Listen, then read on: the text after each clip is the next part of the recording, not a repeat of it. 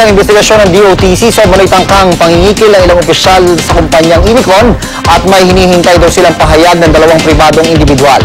Sa ulat ng pahayagang The Philippine Star, kinumpirma ni Joseph Fusek, ang board chairman at CEO ng Inicon sa kanyang affidavit na hiningan daw sila ng isang nagngangalang Wilson Rivera ng $30 million o 1.29 billion pesos para mapiling supplier ng tram vehicles ng MRT. Kinonsulta pa raw ni Rivera si MRT General Manager Alvin Angkol III ukol dito.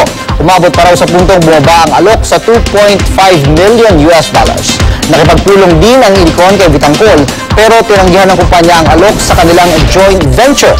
Ayon din kay Czech Ambassador na si Joseph Richter, sumamaraw ang loob ni Vitangkol at isang Manolo Maralit sa pagtanggi ng Inicon. Ayon kay DOTC Secretary Jun Abaya, hinihintay nila ang mga pahayag ng isang Pepe Rodriguez na nadadawit din sa kontrobersya. Wala pang pahayag si Vitangkol tungkol sa affidavit. Patuloy ding sinisikap ng GMA News na makuna ng pahayag si Richter at ang Inicon.